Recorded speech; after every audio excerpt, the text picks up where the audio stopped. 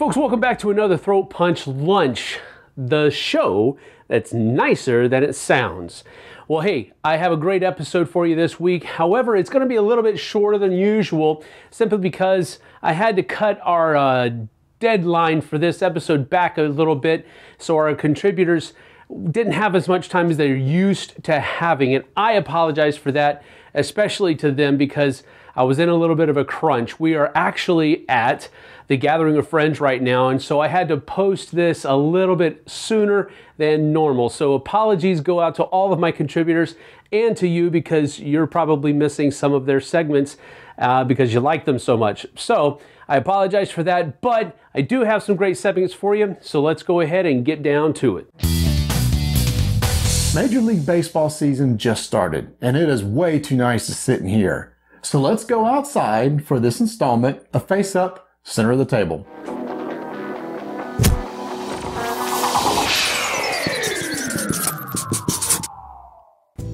If any of you ever played sports, you know that a lot of practice is involved in order to get better. The more you practice, the better that you're going to get. The better that you can get, the more advanced skills that you'll be able to learn. Same thing applies on a lot of different things. Learning a musical instrument, arts, crafts, cooking, even board games. Think about it. If you've been playing board games for a while, you know that when you play a new game, you can take previous strategies you learned from other games and apply it to this one. You have a better understanding how things like resource management works, or how engine building works in a game. And if you play that same game over and over, you're going to get better by learning more strategies, see more of the tendencies of how the game works. But if you play different games, you'll be able to learn how to take strategies from other games and apply it to that one that you're playing right now. There's probably no better example of this than playing in a competitive environment. In games like Magic or Netrunner, or miniature games like X-Wing or War Machine, those people will spend hours looking at strategies, building deck lists, building model lists, and then taking those to the table and learning how to play. The more they play, the better they're going to get. The better they get, the more the competitive that they'll be. But just like in sports and music and crafts, you ever know that person is just a little bit better than you no matter how much you practice? I mean, no matter how much I played baseball, I never could throw a ball at 95 miles an hour, but yet other people just had natural tendencies to be able to do that. Same thing in board games. Think about it. Do you know somebody that when they play a game, they just instantly pick up on the strategies? They know how to apply those strategies, and typically they win a lot? Yeah, I know of a person like that too. Nate. Here's the thing, while practice may not make you perfect, it will make you a whole lot better. So here's my suggestion. You want to get better at board games? What you need to do is spend a lot more time playing. The more you play, the better that you'll get. Right, honey?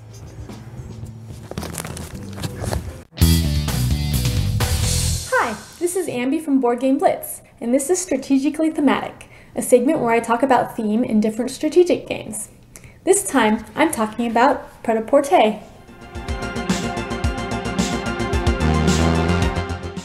Pret-a-Porter is an economic game where you're a fashion designer trying to get the most money by designing clothes, showing them off at fashion shows, and selling them. There are 4 fashion shows throughout the game that judge different categories: trendiness, quality, number of designs, and public relations, or PR. For each fashion show, there are 2 preparation rounds where you place your workers to do different things, like get designs, buy materials, or hire employees that help you.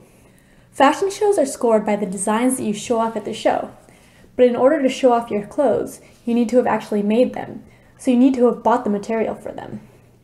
All players are judged at the fashion show based on the same categories, and whoever has the best designs gets awards, or stars. The stars let you sell the designs for more money, since doing well in the fashion show has made your designs popular. There are also a bunch of different cards for employees, buildings, and contracts that can help you use different strategies to make better designs and get a lot of money. For example, you can hire a model as an employee, and since the model will show off your designs, you'll get extra PR. Or you could get a retail outlet, which continues to sell your previous clothing and gives you additional income based on how well you did in the last fashion show. Something that's pretty thematic but requires a lot of bookkeeping is the maintenance phase. Each round in the game, you have to pay a salary to all your employees, plus a cost to upkeep your buildings. Income also happens in this phase, but most of the time you only get money from the fashion shows when you sell your designs. You have to plan ahead to make sure you have enough money to pay all of your maintenance costs each month, or else you'll have to take a loan. I don't know much about fashion, but I like how Pret-a-Porter has a unique theme with actions and cards that work well with the mechanics. I like the engine building feel of the game. You need to gather everything required to make your designs and prepare to come out first in the fashion show, and when you do, you'll have more money to prepare for the next show. But the fashion industry is cutthroat. If you fail to keep up at a fashion show, you'll have to work extra hard to catch up to your opponents. Thanks for watching Strategically Thematic. Let me know what you think in the comments.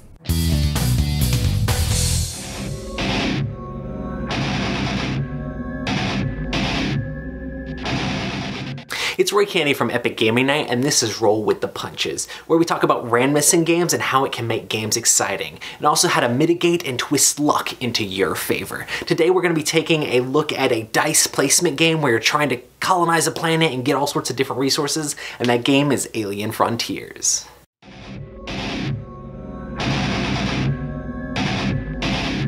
In Alien Frontiers, each turn players are going to be rolling their dice, which are their ships that they can use to gather different resources. They could go up here and get energy cubes at the solar converter, or you could go down here to the lunar mine to get different things. There's different parameters of how you're able to play different dice. Like here, the higher numbers will get you more energy. The lunar mine, you always have to have a number that's equal to or higher than the others that are there. So if you have a 6 on there or another player has a 6 on there, you can't place a 4. You have to do at least a 6 or better. So it can get locked up pretty easily if you don't have the right things. You can get extra dice, which can help give you a lot more options in the game if you go to the maintenance bay, but you have to have doubles to be able to go there. So if you have 2 of the same thing, you can buy one of these for the correct amount of resources, and that way you'll end up next turn having more ships to roll, so have even more options. So that's one way to get more options in Alien Frontiers. Another way is there's all these different alien cards that you can get by, if you go to the Aliens artifact space, you can get that by having at least 8 or more pips on your die, and you can get these cards, and this one will let you spend 1 energy to re-roll a bunch of your ships. And then the stasis beam, you can spend 1 energy to subtract a point. So maybe you didn't have exactly the right number to have a tie, so you wanted to be able to subtract a point so that way you could go to the shipyard to get another ship, so it allows you to mitigate that. And then this one does kind of the opposite of that. It allows you to add 1 to be able to get an extra pip on your die. So there's all sorts of different things that can mitigate the dice and change the dice around, and you're trying to get your resources so that way you can get your little colonies down on the planet, and whoever controls the correct areas are going to get points to win the game. So that is Alien Frontiers. Lots of randomness, but lots of ways to mitigate it. I love how the dice in Alien Frontiers always leave this question of uncertainty of what exactly you're gonna get. And you have to try to figure out how to use the different artifacts and things you have to mitigate and change your luck of what you rolled to make it into something more exciting. There's always a bunch of different ways you could spend your dice, but what's the best ones that are gonna be able to get you to get settlements so you can area control the different areas on the planet and get the most points. So this has been Roll with the Punches. Thanks so much for checking us out, and we'll see you guys next time.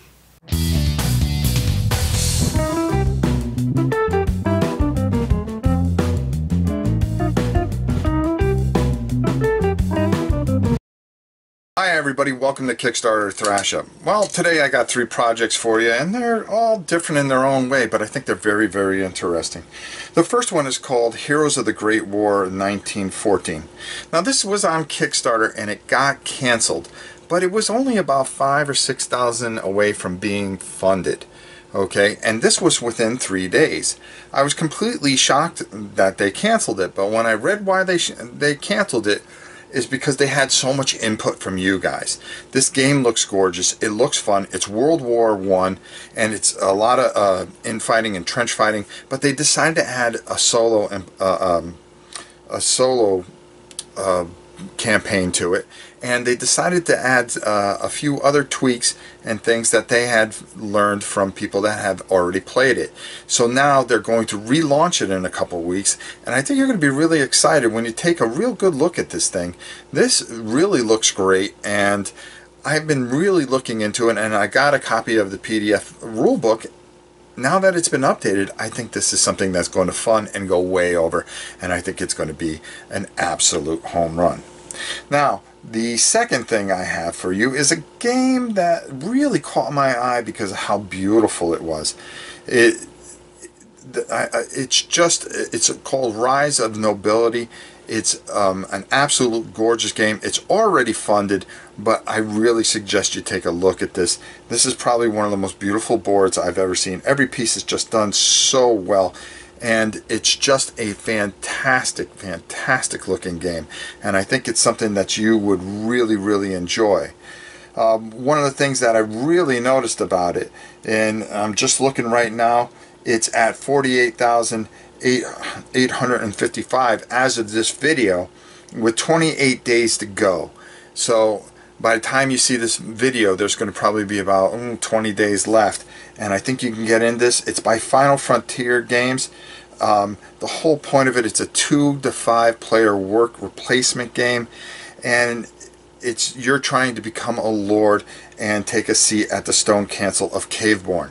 Now, they've had another successful game, I think it's Cave Tavern or something like that, that they had funded, but this absolutely is gorgeous. I really suggest you go there and take a look at it. Look it up in Kickstarter. It's called Rise of Nobility. I think you'll really enjoy it. The next thing is, well, it's basically not a game.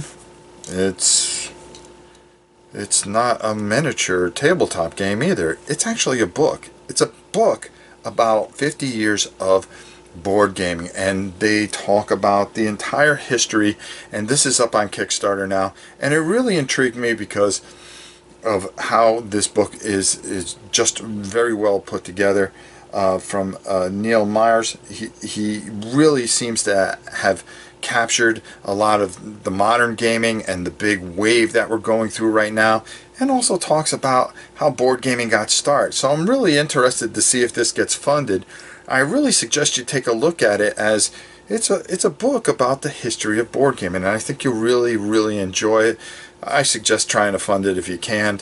It'd be nice to see more books about the history of board gaming and have something in your collection. I think he's really poured his heart into this, and I'm quite interested in seeing how this turns out. So that's it for this week's Kickstarter Thrash Up. Until next time, I'm Rob Warren, and we'll see you soon on the Thrash Up. Hey, what's up, Dice Tower? This is Brian Drake with the latest retro. Yes, I'm on location again. That's why there's some metal cowboy thing above my head there. But I'm at a camp somewhere in West Texas, East Texas. I don't really know where I am right now. Doing some stuff this week. It's been fun. But I was going to do a little stuff I like, stuff I hate. But a little pondering first. I was thinking about this question. So I'm a magician. That's what I do for a living. An illusionist, you know. Mentalist, whatever you want to call it, right? And there's, as far as I know, there's one game with that theme out there. And I'm not talking about, well, of course, you know, magic and wizards and all that stuff. That's not what I mean. That stuff doesn't interest me as much. The actual idea of stage illusions, you know, when the Prestige came out, things like that. You know, I've always been interested in illusions and all that sort of stuff and doing this. Now that's what I do for a living. But here's the thing. When you see a game that has to do with magicians and illusions, usually there's a whole lot of people dressed in top hats and trench coats and all that, or not trench coats, I suppose, that's weird, but that's the Matrix, but like top hats and velvet coats and all that sort of stuff, and then they have rabbits and all that sort of. I don't do any of that kind of stuff anyway, but at least the theme is similar to what I do, right? And then they mix in like real magic or real fake stuff in there. By real, I mean like, you know, well, I'm casting a fireball. Well, no, that's not real. You can't do that. Of course, by real, I suppose I mean fake. But here's my point. The one game I'm talking about that does a pretty good job with this, mimicking my theme, is Tricarion, right? And I'm looking forward to playing this game. I've got it. Excited about actually diving in and playing this thing. It looks great. The art is incredible from the, it looks like a lot of the lithographs from the era, so I'm really excited about playing it. But it had me wondering, do you think that, let's say a farmer, for instance, if you introduced him to Agricola or Fields of Arla or anything like that, would they be quite as keen on playing a game that's in their field? Or Haspelknecht? I don't really know how you say that game, but the one about coal mining. My question is it just something that has to do with the fact that I like games already, or does maybe a city planner really enjoy games like Quadropolis, or maybe a marble sculptor really likes Santorini? I'm not sure. My question is, does it help to be personally related to a theme to enjoy the game? So, for instance, what I mean by that is Tricarion may or may not be an excellent game. I don't know yet. I've heard reviews and things like that. I'm still looking forward to playing it based on what I've seen so far, and they've all been pretty positive. But I know I'm already going to be biased because of the theme alone. So that's my question. Do farmers like Agricola and things like that better? It's an interesting thing to find out. Now, stuff I like, stuff I hate. I love it when a game's components fit wonderfully in the box. Days of Wonder, there you go. I mean, they all fit, they all work. First board game I bought in the hobby board gaming section was Ticket to Ride. You get a little spoiled when your first game's is a Days of Wonder game. You go, oh wow, they all must look like this. They all must fit perfectly in their little sections. Which leads us to stuff I hate. So, recently I got Commands and Colors Napoleonics. I'm not sure I'm ever going to be able to get this stuff to fit back in the box like it was, but even worse about components and the boxes and all that stuff is this notion of there's about 4,000 little wooden blocks that come in Commands and Colors games, right? And you have to put the stickers on yourself. Now, I'm aware it's a cost thing, but my goodness, you're talking hours and hours and hours of setting these little stickers up and make sure you put them right side up, and you have to put the sides on the dice. And I'm just thinking, you know what, maybe just that little extra step. And again, I don't know the industry, the back end of it as much, but maybe just that little step wouldn't have been that much extra. So, stuff I like, stuff I hate. It's a great box interior. Stuff I hate is box interiors that are not great and that you have to do all the work. So again, that's it for the latest retro this week on Throat Punch Lunch. Glad to be here. Hope you guys are enjoying this series, and we will see you next time.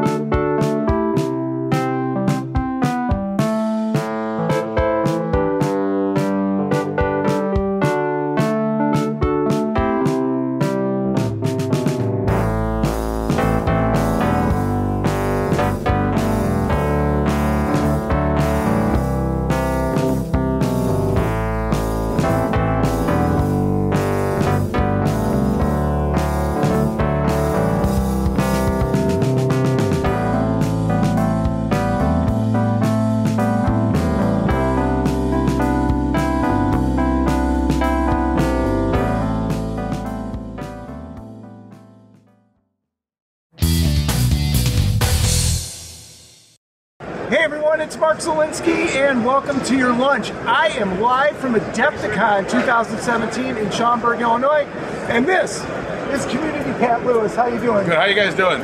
Pat works for Mantic Games, and Mantic has a new game coming out called Warpath. So Pat's going to give us a quick run through of the rules, and then we'll find out a little bit more after the demo. All right, Pat. Let's see. We got Warpath here. So now this is Warpath Firefight. This is Warpath Firefight. It's squad based as opposed to skirmishing, as in Dead Zone, and the more mass battle unit squad. In the big Warpath, and I'll bring that in a future episode. So let's see Firefight here. Firefight still works in just like any other miniature game. You got your moves, you got your shoots, you got your fights. You create your squads, 10-man squads. In Firefight, we activate each squad, alternating until all squads are activated and done, and we move on to the next turn.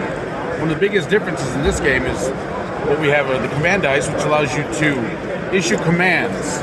So these are the command dice, folks. Each command dice has a number, 1, 2, or 3, because we have levels of command, 1, 2, or 3, and each one is hard the most.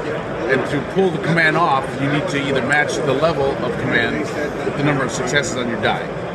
Now this command pool is finite for the whole game, but there's ways to get dice back. If you look closely, I don't know if you can see that, there's a plus symbol on the dice. At the end of the turn, all the dice you roll, you re-roll them, and anyone that comes up with a plus, you get that back into your pool. All right, great. So we've got command dice, and then what are these little fancy These are suppression tokens. One of the coolest thing about this game I love is the suppression factor. So every time you shoot or melee a unit, they gain suppression tokens. And in Firefight, we have a stat called nerve. If you have more suppression tokens than your nerve, then your unit can only rally or regroup before they can do any actions, and that's a long action. Each squad can do 2 short actions or 1 long action. So you don't necessarily have to kill a unit to put it out of business. Right. That being said, though, there's also commands that allow your commander to, it's called Courage Under Fire, allows them to rally for free. Very good. So how do we shoot people? You shoot people, you just kind of basically, it's just like...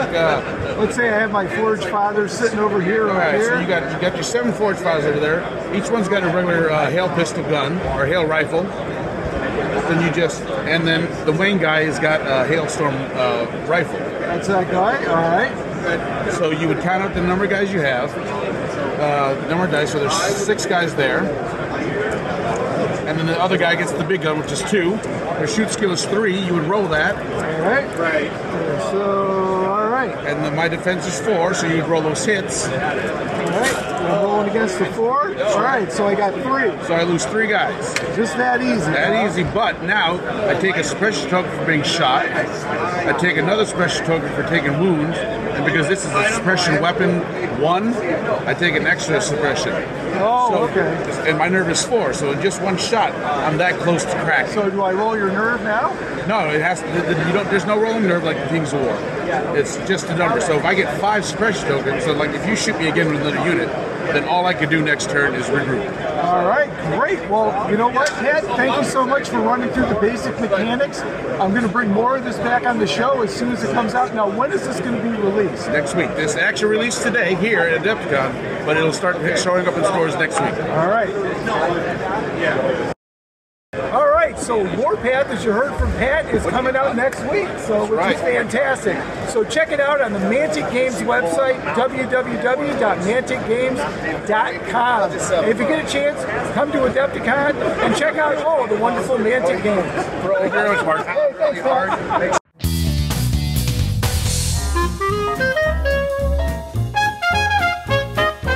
Hey everyone, welcome back to another Accessorize. This one's going to be a little bit different because you don't have to always buy like out of market things to accessorize your games. You can actually accessorize your games with, hey, buying that little mini expansion that most people are overlooking, or buying that little thing over there that the company has made available to you for their game. You can accessorize your games that way. There's a lot of different ways. This time we're going to talk about a little mini expansion called the Deadeye Walkers. Let's get down to the table. So this is everything that you're going to be getting in a expansion box of Deadeye Walkers for Zombicide Black Plague. Now, There are going to be a whole bunch more cards than this, but they come in different languages, so that's why there's this huge deep well right here for all these cards, but only 6 are actually used and added to your deck, and that's really simply how easily it is to add these guys to your game. You just take these 6 cards, add them to your deck, and you have to have the models, of course, as well. There are 2 each, going from 1, 2, 3, 4, 2, 3, 4, 5, and then 3, 4, 5, 6. So they can make your day a lot more difficult pretty quick if one of these cards come up. Now, how do they change gameplay? Well, if they activate within 0 to 3 spaces away from a survivor and they have line of sight, they will attack. They won't move. So they'll just range attack you until you take them out. So you might be thinking, well, that seems a lot harder. Yeah, it kind of is. But with targeting priority, it does change since Wolfsburg and walkers and Deadeye walkers are at the same level here. You can choose which one you're taking out if there are 2 in the same spot. They will attack usually the zone with the most survivors, and if that's equal, then they will attack the one that has the most noise. And then if all of the eligible zones have the same amount of survivors and noise, then the players get to choose who they attack. So again, these are simply going to make the game just a little bit harder, as if it needed to be made any harder in the first place. But it is pretty cool. The sculpts are pretty neat as well. Let me just show a couple of them off to you here. See if we can get a good, there we go. Just really neat sculpts. I love the, just the ragged look that the armor has, and you know, the arrow and bow, and just a really nice looking model. And then you have guys that are ready to let loose with theirs. Really nice models. Just really like them a lot.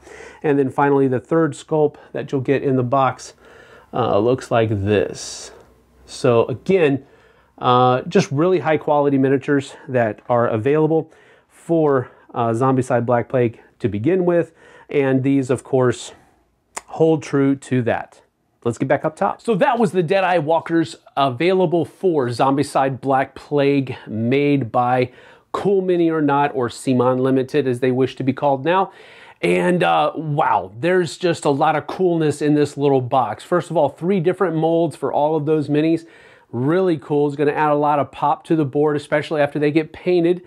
Makes the game harder. Man, does it make the game harder, because those guys don't actually come to you. They shoot you from a distance of 3 away, and you got to go get them. So I really do like them. I think they're a neat addition to the game. I play a lot of Skyrim, and going into all of the caves and taking out Draugr, that is what this reminds me of. And so I like that kind of overlap that's there between my board gaming hobby and my very minuscule video game hobby. So that is this week's Accessorize. We'll see you guys on the flip side.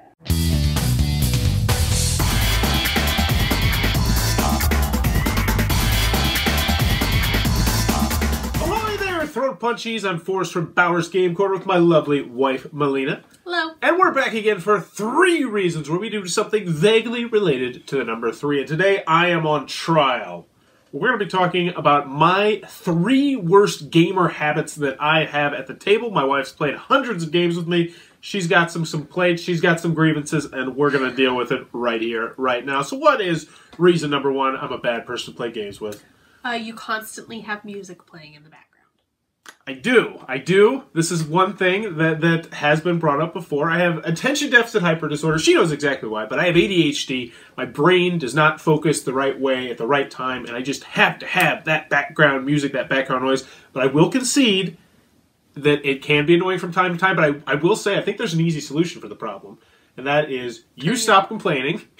No. Turning it off? I think it's getting Spotify Premium, because the big problem we have is when the ads come on. and the ads are like 6 times louder right. than the regular music, and the ads always come on when someone's trying to explain some really intricate game with the rules explanation, and that's super duper annoying. But yes, I do that in that one. I think the big problem is when you're playing, you're taking your turn and you're singing the song at the same time. Yes. That's probably not going to change, though. But yes, I do have that issue. So what is reason number 2 that I'm an absolutely atrocious person to play games with? You're a really bad shuffler. Terrible. Well, in my defense, I have never been called a good shuffler by anyone.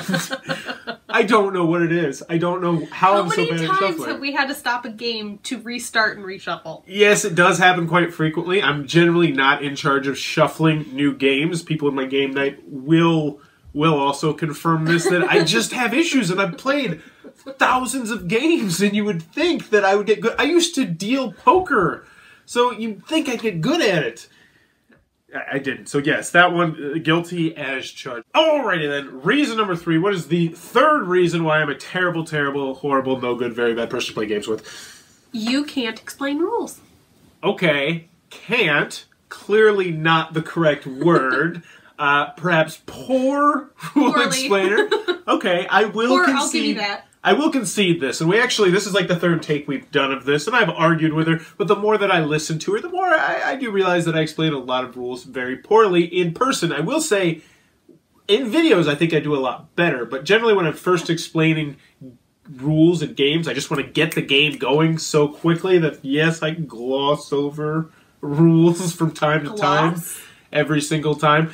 So yes, I would say guilty as charged on that, but there is an easy solution for this one. You could start reading all the rule booklets. No, we've done that. I get mad at the rule booklets. Yeah, mostly for Kickstarter prototypes. But those are my 3 worst gamery habits that I have. I'd say they're not too terrible. I'm not on my phone. I'm not farting at the table or eating spaghetti on people's copies of Blood Rage or anything like that. So I think I'm still a personally good person to play games with.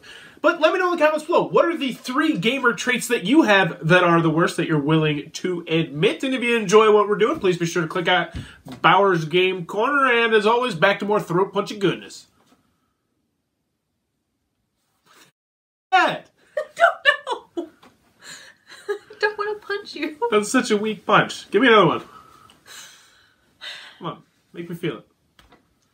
No. I thought that was harder. No, that was weak. This is so weak. Give me another one. I want to punch you hard. Come on. There you go. As always, thanks for your time, YouTube.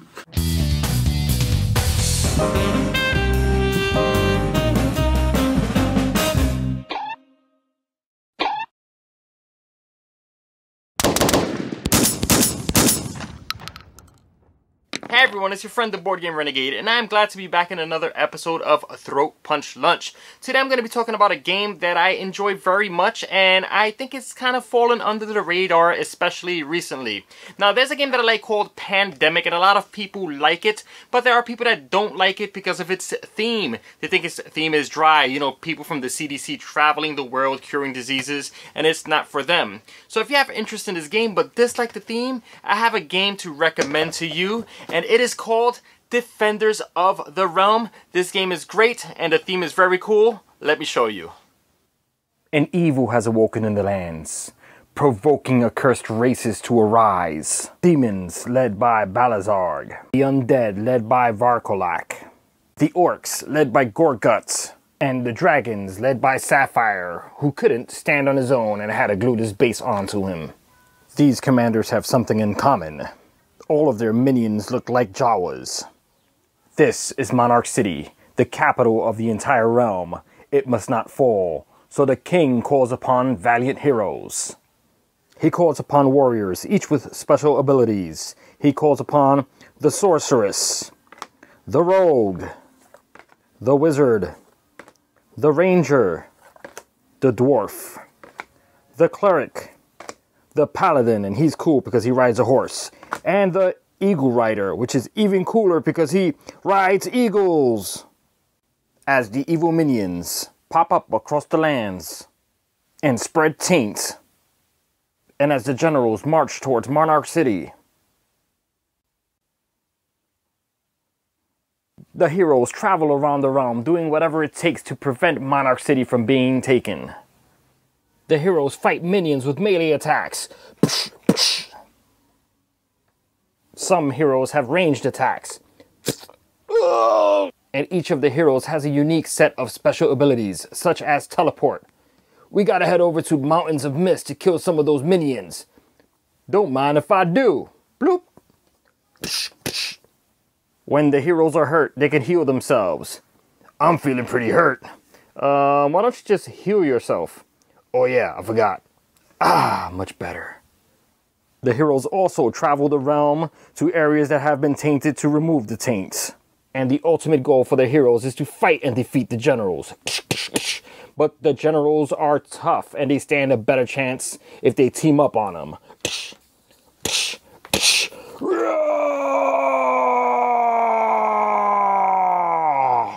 Working together, the heroes stand a good chance of saving the realm. But if any of the generals ever make it to Monarch City, if any of the evil factions ever summons all of their minions, if the lands become too tainted, or if 5 enemy minions are ever in Monarch City at the same time, the heroes lose and the realm is lost forever. So that is Defenders of the Realm. And if you find the video interesting, I do recommend that you go out and check it out before it disappears off the face of the planet, because it is a good game and it does deserve some attention. Anyway, folks, I am the Board Game Renegade and I hope to be back on Throw Punch Lunch very soon. Everyone, enjoy your spring and peace out. Hey everyone, this is Tim Jeanette the Metal Meeple, and this is the Miniature Breakdown. So for this episode, I want to go over an accessory that I've had for quite some time. I've had it for a couple of years. It's called the X Case, and it's made by Active Mind Games. Now, full disclosure, this isn't really a review, but I was given a few of these a couple of years ago, and I thought I would just go over them because there's many uses for them. I only use it for one thing really, but a lot of people might have a lot of use for them. Mostly, I display miniatures in this on top of my shelf, and they'll keep the dust off of them and everything. Now, they do slide around, but what's cool is they sell these magnetic strips. It comes with 2 of them. One you put in there on the bottom, and you unpeel the sticker on the back. And then there's a smaller magnetic strip. It's thinner, but you can cut that up easily with scissors and glue them to the bottom of your miniatures. Anyway, the little acrylic case comes off the front here. You can take your miniatures out. Like I said, I use them for display, and it's really cool because you can display some of the better models that you have without the fear of dust getting all over them. And you can store deck boxes in here, you know, if you want to put some dice and things like that, but they don't stand upright inside of it. Even sleeved cards don't. But you also have these lips back here, but it's not really designed for cards anyway. But what's cool about it is, one, it comes in blue, but in addition to that, they attach to each other. You can attach them like this if you want. I'm not going to do it actually because I'm going to show you different ways, but they'll attach like this. You can take the handles off and just put one handle, go in this orientation, you know, so you can carry it like this, so it's not as wobbly, you know, if you're carrying 2 handles or whatever. And then it can, you know, it'll open up like such. You can attach them side by side. You can attach them on top of each other if you would like. They've got a lot of different cool ways you can orient them. On top of that, they also have holes in the back if you want to screw them into the wall. If you want to hang them up on your wall for some reason. But I think they're pretty cool. I mean, they're really nice quality. I haven't had any of these tabs or anything break off, and I've attached them and detached them multiple times. But like I said, it's pretty neat for miniatures. Let's put these guys back in here. If you got a skirmish level game, or I think he makes a few of them that are specifically designed for hero clicks and such, and they has like tabs they slide into to keep them from moving. Otherwise, I guess you could just get the magnetic strips if you want and put them on the guys. But pretty cool stuff. I really enjoy it, and you know, if you have any questions about it, just look it up. ActiveMindGames, I believe, .com. or, you know, he's got Twitter and Instagram and stuff too. So anyway, if you got any questions, feel free to email me at timjeanette@gmail.com or follow me on social media at the link below. Until next time, keep on rocking and rolling dice. So that is another Throat Punch lunch in the books. I want to sincerely thank all of my contributors for all the hard work that they put into making their segments. I want to thank all of you guys and gals for watching our show. That's why we put it together, so that you guys can be entertained and informed. So until next time, have fun gaming, and we'll see you guys on the flip side.